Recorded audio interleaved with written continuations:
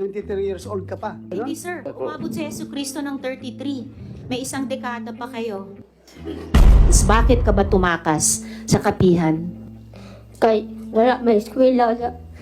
Karon bisag 12 yung edad, di pagyabog ko gibubusuhat. Wala kasi silang pag-aaral, Your Honor, at 12 na yung edad niya, hindi pa siya marunong sumulat.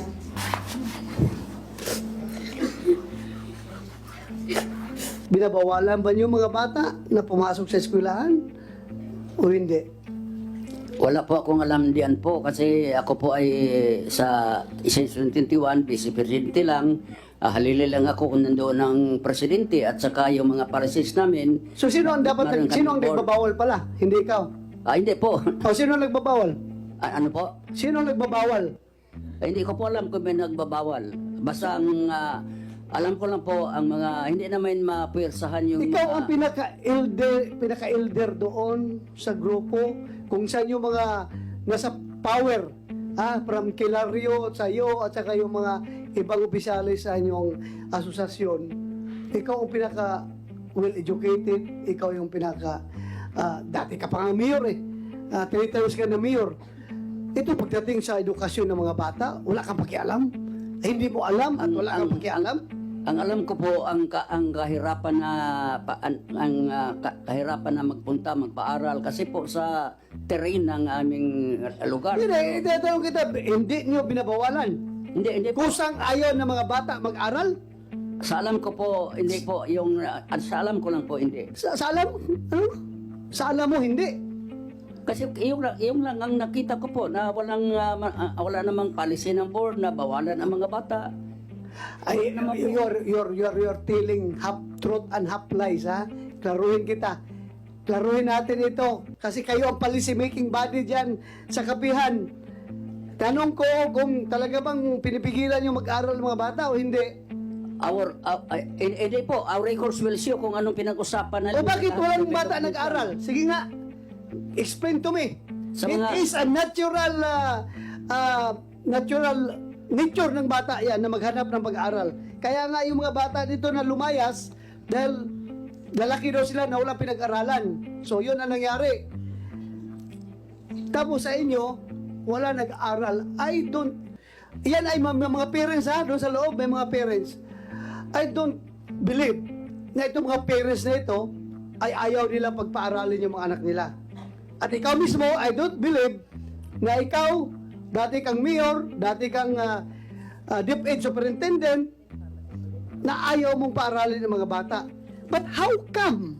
How come? How can we explain it to the whole world? Bakit ang mga bata doon ay hindi nag-aaral? Ngayon, you want us to believe that dahil sa kahirapan ng kalsada, which is 3 or 4 kilometers, na babagtasin or lalakarin, kaya hindi papasok mga bata. I don't buy your explanation.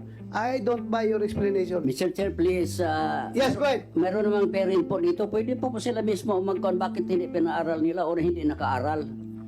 Meron namang kaming kasama dito na isang parent, si Fibelin Cobillanes po. Pwede pa po payagan magpagsalita para siya po mismo ang mag-express ng kanyang kung ano tagla ang totoo. Ikaw, parents ka mismo Parents ka mismo. May mga anak, may mga apo ka pa doon, di ba? Opo, yung Oh. mga anak ko po ay tapos na po nag-aral. At, Bago kasi wala pang kapihan noon. wala pa. Wala pa. Po. At Oh. may nag-continue naman po through online. Sige nga, sino yung parent na gusto mong magsalita? Yes, alika, dito para magbigay linaw ka. Bakit yung mga anak mo hindi nag-aaral? Mr. Chair. Before that, you want to say something, Senator? Yes, salamat kayo, Yeah. Mr. Chair. Bago yung isang importante sa anong follow-up question ko sa DSWD, follow-up lang kay Mr. Galanida. Sir, di ba narinig niyo po yung presentation ni Attorney Dano? Yung mahaba, mabigat, detalyadong schedule ng iba't ibang levels ng Soldiers of God.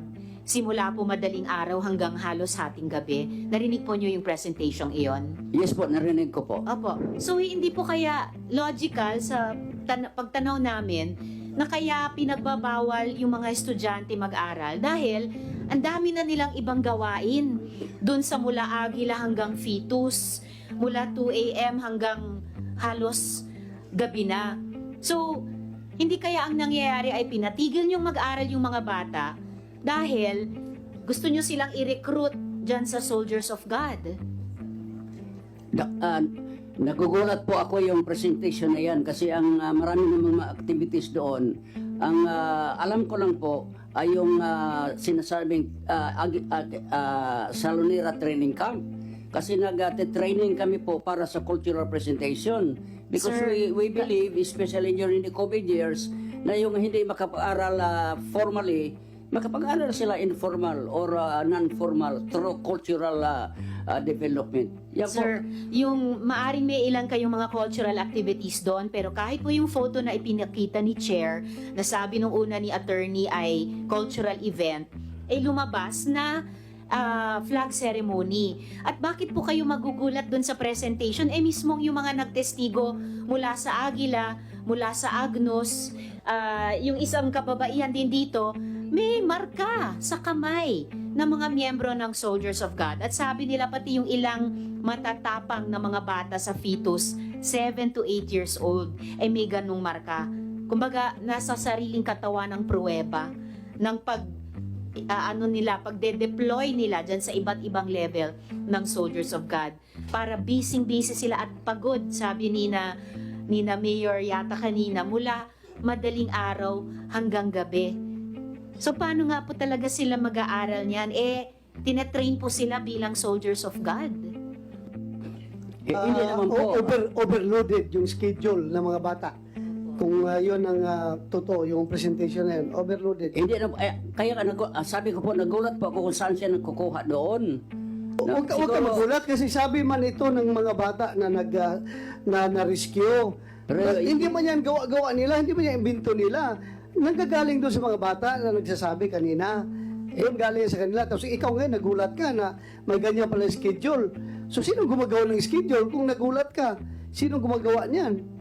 Kasi wala kaming schedule ng ganun kaiktik schedule.